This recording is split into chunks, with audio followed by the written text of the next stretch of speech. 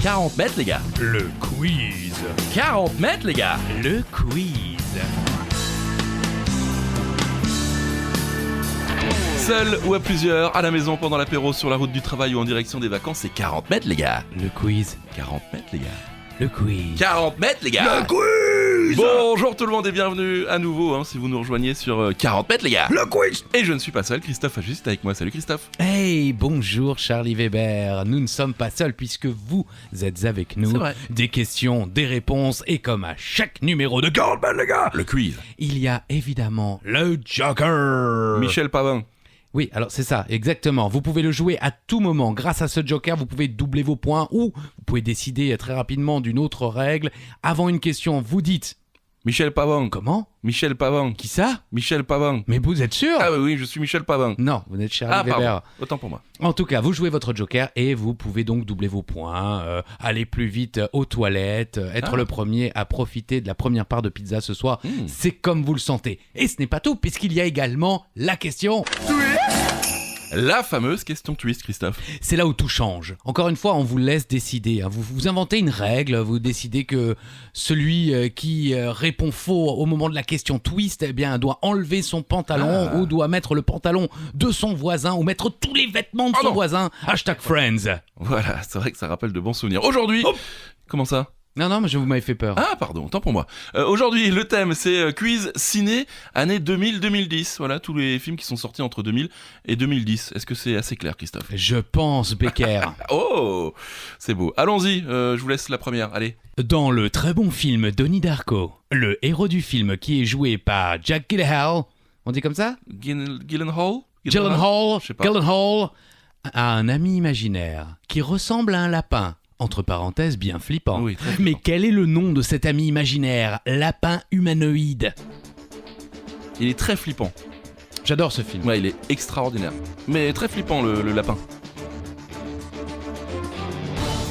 Pour la petite histoire, c'est aux alentours d'Halloween et il y a deux gars qui se déguisent en catcheurs. C'est pour ça que j'adore ce film. C'est vrai ? Oui. Génial.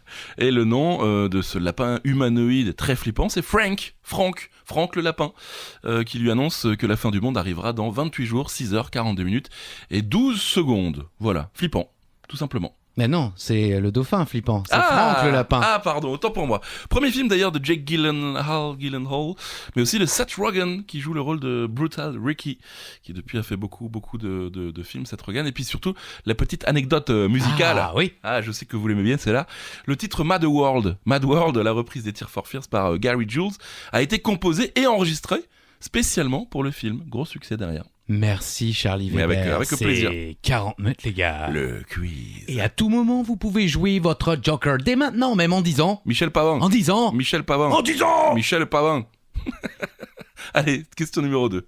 Dans les années 90, les films de guerre et d'action ont eu droit à la série de films parodiques Hot Shot. Vous souvenez-vous du titre de la série de films parodiant les films d'horreur dans les années 2000 ? Ça, c'est plutôt facile. Ouais, c'est facile. On aime vous donner des points. On est gentil dans Ouais. 40 mètres, les gars. Le quiz. Pour une fois que c'est pas une de mes questions en plus. Parce qu'habituellement, c'est moi les questions faciles. Et la réponse, bien sûr, Christophe. Scary Movie. Ah, c'était génial. 5 films entre 2000 et 2005 films. Eh oui, entre 5 films, le quiz. Entre 2000 et 2013, effectivement, que l'on doit en grande partie aux frères Wayans. Et pour la petite histoire, j'ai été surpris d'apprendre que l'un des frangins les plus célèbres, Damon, qui tient le rôle principal dans Ma famille d'abord, n'a jamais participé à la série des films Scary Movie. C'est-à-dire qu'il les a écrits. Non, il a même absolument pas participé. Non, d'accord. ses frangins, ils ont dit hey, mec, on va faire un truc qui va super bien marcher, mais tu viens pas avec. Sympa. Ouais, c'est cool, Bon, merde. du coup, je fais une série qui va s'appeler Ma famille d'abord. Qui va super bien marcher, mais quand même moins bien que Malcolm. Ça, c'est vrai. Allez, question numéro 3. Qui a réalisé le très bon film Eternal Sunshine of the Spotless Mind avec Jim Carrey et Kate Winslet? Oh, trop facile aussi. C'est Tout vrai le monde sait qui c'est. Oh. Un indice, il est français, évidemment. Ah, c'est trop facile. Bah oui. Allez, on rembobine, s'il vous plaît, et... Petit ouais. indice, quel talent. Damn. Et la réponse Bien Michel sûr. Gondry. Oui, Michel Bien sûr. Gondry. À la base, c'était Nicolas Cage, qui aurait d'ailleurs dû jouer le rôle de Jim Carrey, qu'on attendait beaucoup moins dans les rôles un peu plus dramatiques. On connaissait dans ses rôles un peu fous, Jim Carrey. Et donc, c'était Nicolas Cage qui aurait dû jouer eh bien, le rôle de Jim Carrey dans ce très bon film, Eternal Sunshine of the Spotless Mind. Oui, magnifique film Ouais. que l'on vous conseille. C'est vrai que je ne sais pas s'il est encore aussi populaire qu'à l'époque, mais c'est vrai que c'est un film qu'on a tous, notre génération, je pense, regardé au moins une fois. Carrément, magnifique. Gondry qui a aussi fait beaucoup de clips pour Björk, les Daft Punk, Lenny Kravitz, les Foo Fighters ou encore Etienne Dao. Et aussi les films.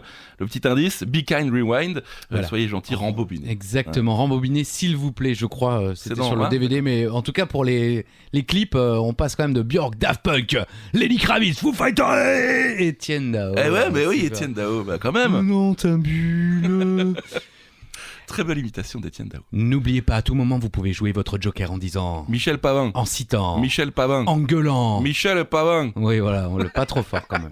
Oh, il est cool, Michel, tu vois, tranquille. Quelle jeune actrice, alors âgée d'un peu plus de 10 ans, que l'on retrouvera ensuite justement dans Malcolm ou encore dans Heroes, est l'un des seconds rôles du film Le plus beau des combats, en anglais, Remember the Titans. Je n'ai jamais vu ce film. Magnifique. Ah ouais? Ah, c'est un film produit par Disney avec une bande originale exceptionnelle, notamment Marvin Gaye, Ain't no mountain high, ain't no valley low.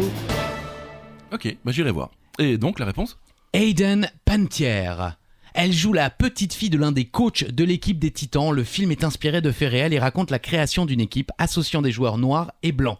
Hayden interprétera Jessica dans Malcolm et Claire Bennett dans Heroes. Et pour la petite histoire, monsieur Charlie Weber, Oui. j'ai jamais vu ce film. Bah non, c'est vrai. Le film Remember the Titans est considéré comme l'un des meilleurs films consacrés au football américain. Ok, rien que ça. Ah oui, non, mais c'est Ok, un ok. peu un feel-good movie, Ah, effectivement. j'aime bien ça. Vous savez, ça commence un peu difficilement, ça continue difficilement, et puis à la fin, on est tous heureux. La vie est belle. C'est beau, c'est beau. Ça sent bon les films des années 2000 en plus, quoi. C'est ça. Oui, Ah ouais. on pensait tous crever avec le bug, et comme on s'en est sorti, on s'est dit, allez, ça va être bien. Allez, on va faire plein de belles choses. On avait tort. Ah, c'est beau. Tiens, dans le film de Éric Lartigot, Prête-moi ta main, que j'aime beaucoup également avec Alain Chabat et Charlotte Gainsbourg, quel est le métier d'Alain Chabat? Ah, Ouais, c'est un métier en plus pas forcément très connu. Enfin, je ne m'en souviens pas. j'allais faire un jeu de mots qui allait donner la réponse, mais... J'allais dire qu'il fallait avoir du nez. Oui, ah bah, Bon, super. Ouais, bah, c'est un spoiler, là, vous filez la réponse carrément. Bah oui, la réponse c'est nez. C'est-à-dire qu'il crée le parfum, quoi. C'est comme ça qu'on appelle les créateurs de parfums. Nez, voilà, tout simplement. Alors, est-ce que c'est un rapport avec Didier qui Où on lui ne sent aimait... pas le cul. Voilà, c'est ça. Est-ce que c'est un clin d'œil? On sait pas. En tout cas, si vous n'avez jamais vu Prête-moi ta main, c'est pas mal du tout. Le Joker, Michel Pavang. Michel Pavang. Qui ça? Michel Pavang. Oh, qui ça? Oh, Michel Pavang. oh pitchounette, Michel Pavang. Prochaine question. Personne n'a évidemment oublié la performance du regretté Heath Ledger qui interprète Joker dans The Dark Knight. Ouais. Mais vous souvenez-vous de qui était Bruce Wayne / Batman, spoiler, dans le film? Moi j'avais oublié. Ah non, ouais, mais j'adore cet acteur, donc je Ok. savais. Cela dit, j'avais aussi oublié qu'en réalité le mec a joué 3 fois Batman. Oui, c'est vrai. Et 3 meilleurs Batman d'ailleurs. Ah oui? Je m'avance, je me permets. Allez-y. là. Bah non, c'est vous. Alors, Ah c'est non, bah, mon- c'est- monsieur mon acteur préféré, c'est- j'ai vu non, tous ses ouais, films, je suis sorti avec sa mère. Très sympa, sa maman d'ailleurs. Christian Bale. Et elle s'appelle Christiane d'ailleurs Ah. également. Christian Bale. Jeu de mots de merde. L'acteur américain-britannique qui a interprété Batman, oui, 3 fois. Batman Begins, The Dark Knight et The Dark Knight Rises. Il a été nommé 4 fois aux Oscars, 2 fois pour le meilleur acteur dans American Hustle et Vice, et 2 fois pour le meilleur second rôle dans The Fighter and The Big Short. Et il a gagné l'Oscar du meilleur second rôle pour The Fighter. Ah, il est très bon acteur. Bel homme en plus. Ah bon? Ouais, c'est ma copine qui aime beaucoup. D'accord, Je suis un donc peu bah, jaloux. ça va, elle aime le mec, vous aimez sa mère, tout va bien. Ouais, c'est familial, c'est familial. On continue? Dans le film Avatar de James Cameron, comment se nomme la princesse du clan des quoi? Omaticaya. Des quoi? Des Omaticaya. C'est 40 mètres les gars. Omaticaya. Oh non, le quiz, Ah, on m'en pardon. chie pour prononcer des mots. Oui, donc dans le film Avatar de James Cameron, comment se nomme la princesse du clan des Omaticaya? En gros, celle qui est amoureuse du héros, Jake. Jamais vu. C'est vrai? Jamais vu. Ah, ça se regarde quand même, quoi. Si, ça se regarde. Paraît que ça a mal vieilli. Ah ouais? Bah, c'est ce que les gens me disent lorsque j'ai dit j'ai jamais vu. Ok. Bah, ça a mal vieilli. Bah voilà. Et la réponse, c'est les Neytiri. Enfin, c'est les Neytiri. C'est Neytiri, c'est comme ça qu'elle s'appelle. Celle qui tombe amoureuse de Jake. Je vous dis ça puisque Avatar 2 va sortir le 14 décembre. Alors peut-être que vous écoutez ce quiz après le 14 décembre 2022. Alors Avatar 2 est sorti. Et c'est une pentalogie. C'est-à-dire qu'il y aura 5 films. Le 3 en 2024, le 4 en 2026. Et le suivant, aucune idée. Mais normalement, si on suit la suite logique des choses, ce sera en 2028. Voilà, vous savez tout. Comme ça, vous pouvez vous remettre un petit peu dedans, Christophe. Bah écoutez, n'hésitez pas à nous dire en commentaire si vous êtes excité par cette nouvelle. Bah, si vous êtes fan d'Avatar, vous le savez évidemment que les films vont sortir, mais enfin j'ai l'impression que le soufflet est un peu tombé Oui, et c'est que vrai, personne clairement. n'attend franchement Avatar. On est d'accord. Moi, pas du tout. Bah, moi non plus, donc voilà. on est déjà 2 les gars au niveau du panel, et en plus quand vous voyez notre physique, on est au moins 8. Michel Pavang, il est avec nous en plus également. Exactement, le Joker Joker du jour, et vous pouvez le jouer avant cette prochaine question. Pour l'instant, la question twist n'est pas encore tombée. Je vous le rappelle, c'est Charlie Weber qui décide d'appuyer quand il veut sur Quand le je petit jingle twist, mais pour l'instant, c'est pas le moment. Je peux le faire maintenant si vous voulez. Bah, est-ce que vous voulez la faire, la question twist? Oui. Oh, il a pas menti. Du coup, on est un peu moins surpris, mais Bah d'accord. si, moi j'étais là. Ah c'est vrai. Allons-y, question twist. Si on vous dit que ce film réalisé par Sean Penn retrace l'histoire vraie de Christopher McCandless, un jeune homme qui décide de tout plaquer pour partir vivre dans la nature sans rien connaître des difficultés qu'il devrait affronter, vous nous répondez qu'il s'agit de... Excellent film. Ah oui, qui raconte l'histoire d'un con mais fini le mec. Ah, il est un peu Avec tout le respect que je lui dois, parce que spoiler, le mec n'est plus. il est un peu déconné, ouais. Et la bonne réponse est Into the Wild. Et oui, on l'a vu ensemble, Ouais, du cinéma. côté... oui. De la Défense à Paris. Exactement, On se dans souvient. les infos dont tout le monde se Oui, fiche, là, oui, on vous on les est donne. Et effectivement, avec tout le respect que je lui dois, Christopher McCandless, qui était plein de... De bonne volonté, de belles idées. C'est exactement ça, mais un petit peu trop naïf, parce qu'il est allé partir dans cette nature dure et implacable, et il est décédé. On ne le savait pas, nous, en regardant le film, donc Bah non. désolé pour ceux qui ne l'ont pas vu. On était un peu triste à la fin. Mais c'est vrai qu'on ne s'y attend pas forcément si on ne connaît pas l'histoire. Depuis, évidemment, l'histoire a été rendue un peu Ouais. célèbre grâce au film, avec notamment ce minibus dans Ouais. lequel il a habité dans le film, qui malheureusement, je crois, a causé d'autres accidents par la suite, puisque des gens ont voulu Faire comme une sorte de Christopher. pèlerinage. Ouais, quoi. ouais, c'est ça. Avec Emile Hirsch et Kristen Stewart et une sublime BO du chanteur de Pearl Jam, Eddie Vedder, qui est une merveille de BO, peut-être l'une des meilleures, avec un film dont on parle un peu plus tard. Prochaine question, Christophe, on y va. Le 23 janvier 2002 sort au cinéma l'excellent film Vanilla Sky de Cameron Crowe. Oui, je fais des pauses entre, Oui, je vois. avec Tom Cruise, Penelope Cruz ou encore Cameron Cruz. Non, Cameron Diaz, évidemment. Oui, bon, bah ça oui. va. Gros succès cette année-là. Mais ce film est un remake d'un film espagnol. Comment s'appelait ce film? Vous avez fait petit accent espagnol à la fin. Si, j'aime- si, J'aime beaucoup. Il fait de mon mieux. Je vais essayer de vous donner le nom du film avec l'accent espagnol. Je pense que ce sera bien pire. Donc le Si. le titre français, c'est Ouvre les yeux. Si. Et en espagnol, Abre los ojos. Si. Abre los ojos. Abre los ojos. Oh, ah, vous tenez bien la jota. La rota, si. Ah, si, bravo. Film de Alejandro Amenábar, sorti en 1997. Alors c'est clairement, mais alors vraiment, exactement, mais vraiment exactement le même film. Bah oui, bah on les connaît les Américains, les mecs quand ils peuvent chourer un truc. Voleur. Ils nous avaient fait la même chose avec c'était quoi déjà True Lies. Oui, mais en français. La totale. Ah oui, c'est ça, exactement. Hein, Voleur. Le film sur une station essence qui prend feu, c'est incroyable. C'est vrai. Il est bête. Je me suis fait avoir, mais comme un bleu. Oui, donc exactement le même film, avec presque en plus les mêmes acteurs, puisqu'on retrouve Penelope Cruz dans le film espagnol et dans le film américain. Et Penelope Cruz dans le film américain, je suis clairement amoureux. Penelope. Ah, dans le film espagnol, elle est horrible. Si, Mais dans non. le film américain, c'est amoureux. Parce que j'ai vu en premier Vanilla Sky. Voilà, je suis amoureux. Si elle m'écoute, Penelope Cruz, comment on dit je t'aime en Ah espagnol? non, voilà, c'est ce que j'allais dire. C'est fini. Si elle vous écoute, elle se dit le mec sait pas parler dans un micro. merde. Il sait pas pourquoi il s'adresse à moi. Michel Pavang, on rappelle que c'est le Joker. Alors attention, là on va parler de notre film préféré. Que Exactement. ce soit clair. Christophe, je vous laisse le plaisir de lire cette question. On va rester avec le réalisateur Cameron Crowe. Avec notre film préféré, Christophe. Oui, alors là, vous avez écrit la question comme si c'est vous qui la lisiez, espèce de gland. C'est pas grave. Almost Famous, presque célèbre, sorti en 2001. L'histoire d'un jeune fan de rock qui va partir en tournée avec un groupe aux États-Unis dans les années 70. Mais quel était le nom de ce groupe? Fever dog, scratching On my back door. I hear you. Eh oui, quel film incroyable, Almost Famous, presque célèbre. Une merveille. Stillwater. Eh oui, bien sûr, avec... Stillwater. Oui. Bah c'est la scène quand leur oui. agent les présente et qu'on a l'impression qu'il vient de faire le truc le plus incroyable de sa vie. Il annonce Stillwater et après il s'allume une clope. Ça y est, Je vois c'est très bon, bien. j'ai tout fait, j'ai fait mon boulot. C'est bon, j'arrête là. Et il ne s'arrêtera pas là. Voilà, sachez-le. Pour regarder le film, eh bien, louez-le ou regardez-le, je ne sais pas sur... Il passe régulièrement sur ma canal. Ok.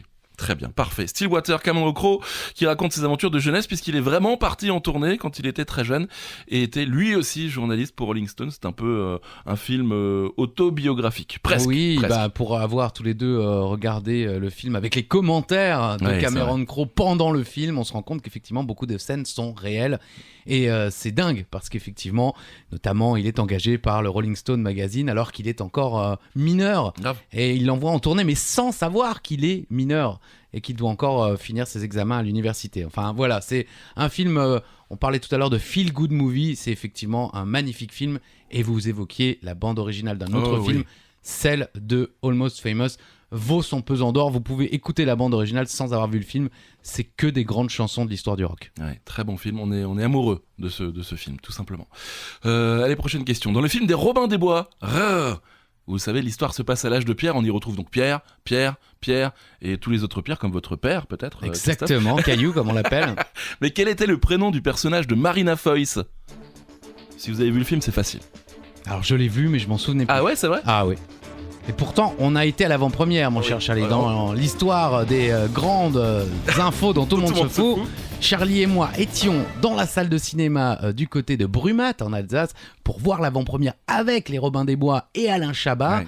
Et nous avons tous les deux montré nos fesses aux Robins des Bois et à Alain Chabat, à leur demande, hein, c'était pas Bien sûr, gratuit, bien ils ont sûr. demandé, on est à poil pendant presque tout le film, maintenant c'est à vous de nous montrer les fesses. Il y a que 2 cons qui l'ont fait dans la salle, c'est Charlie et moi, et on savait même pas qu'on était tous les deux dans la salle en même temps.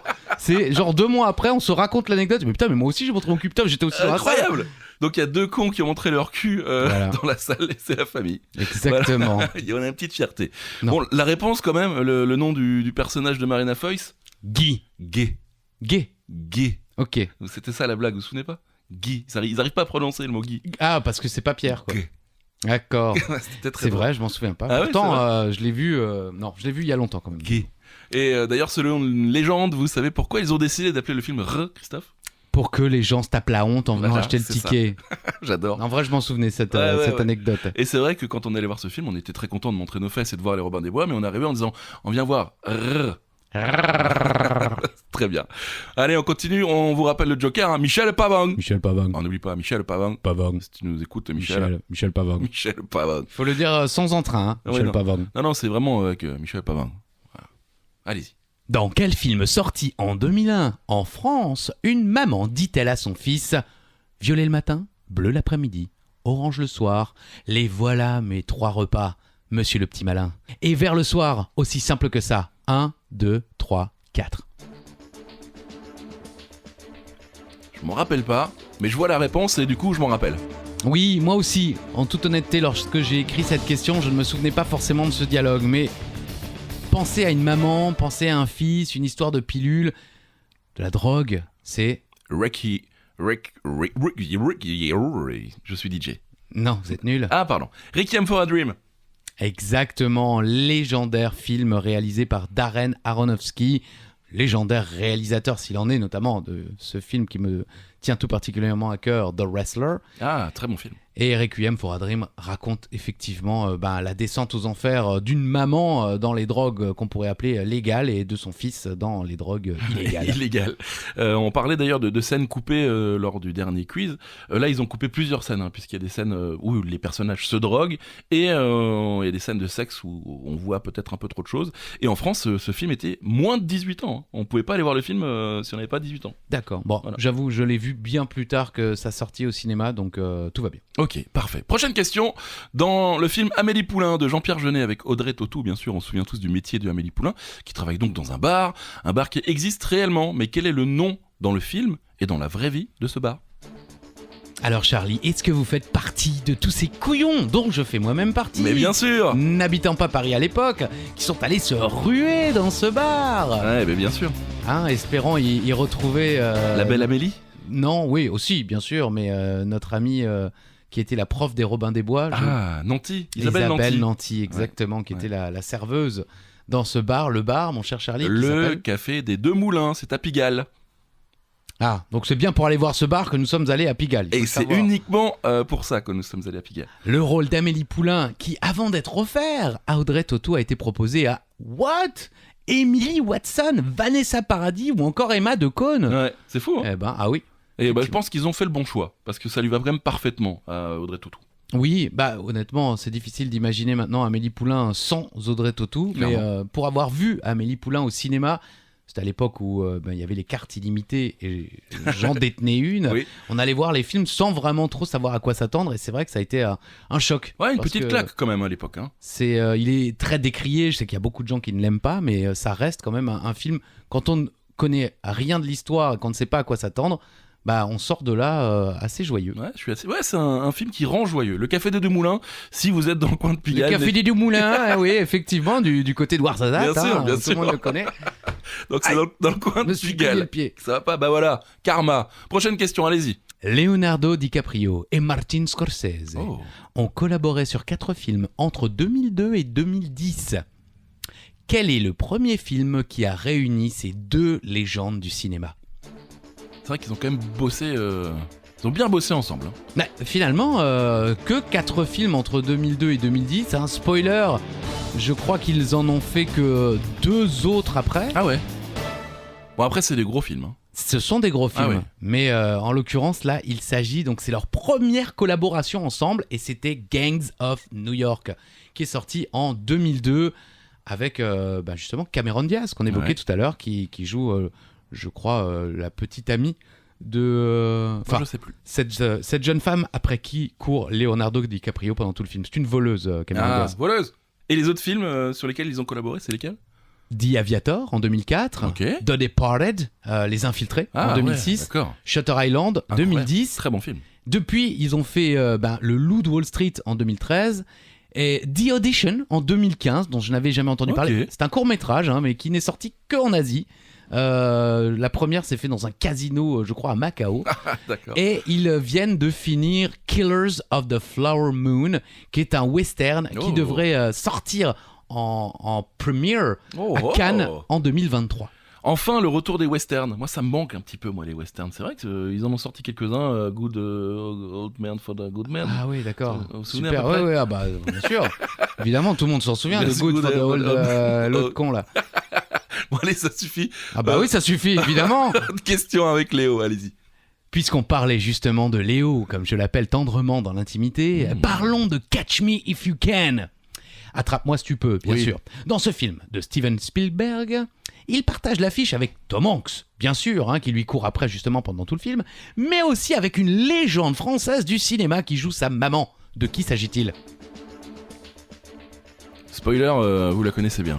Ouais, si, bien sûr. Ouais, écoutez, je ne la connais pas aussi bien que j'aurais aimé, mais enfin... Si elle nous écoute... Elle doit s'ennuyer, la pauvre, parce que Nathalie Baye... blague. Pardon. Et oui, Nathalie Baye, en faisant les recherches, je me suis rendu compte quand même que madame a 4 Césars à son actif.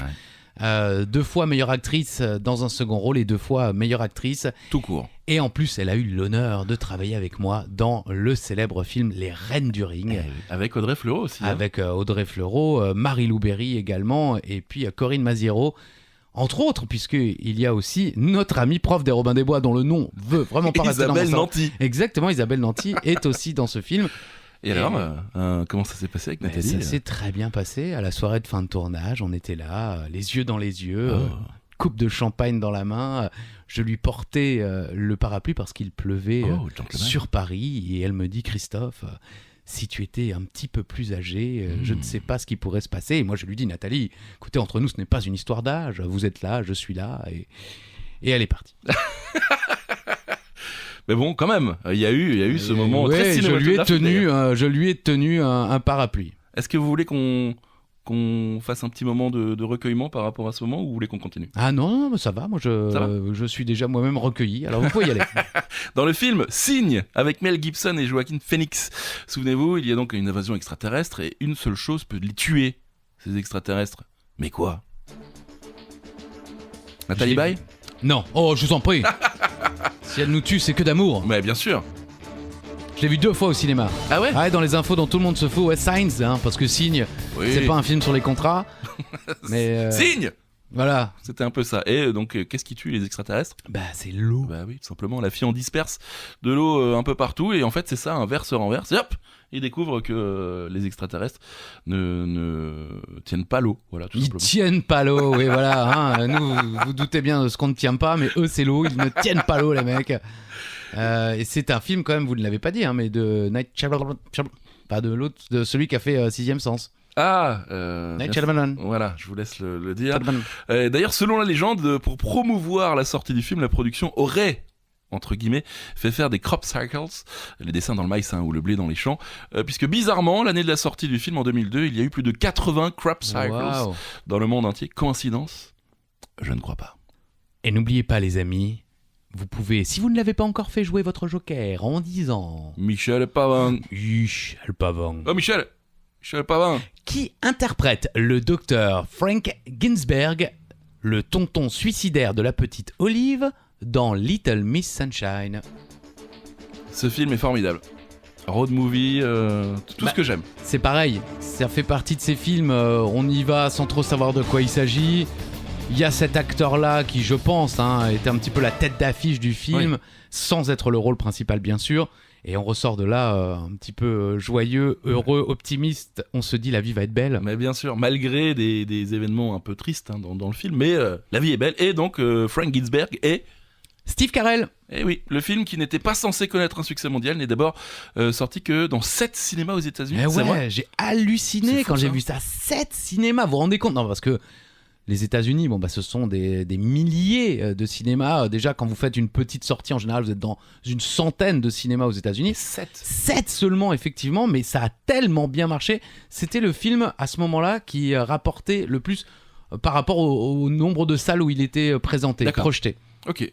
Et donc, ils ont quand même gagné 100 millions d'euros à travers le monde, c'est ça? 100 millions de dollars, Ah. monsieur. Mais ouais, l'autre, il est en euros, on est en excusez-moi. dollars ici. C'est l'Europe, monsieur, ici. Et il n'avait qu'un budget de 8 millions. Ok. Donc vous vous rendez compte, c'est Jackpot. un film extrêmement rentable. Et effectivement, la boîte de production qui s'est payé les droits de ce film après Sundance, parce que Little Miss Sunshine a été présenté en exclusivité Ok. à Sundance, a fait un jackpot énorme, puisqu'à Sundance, les boîtes de production investissent sur un film souvent en signant un contrat, en prenant des pourcentages Ah, sur les recettes que vont faire le film, ah bah là, tout en sachant qu'en général les recettes ne sont pas énormes. Mais là, bam, jackpot.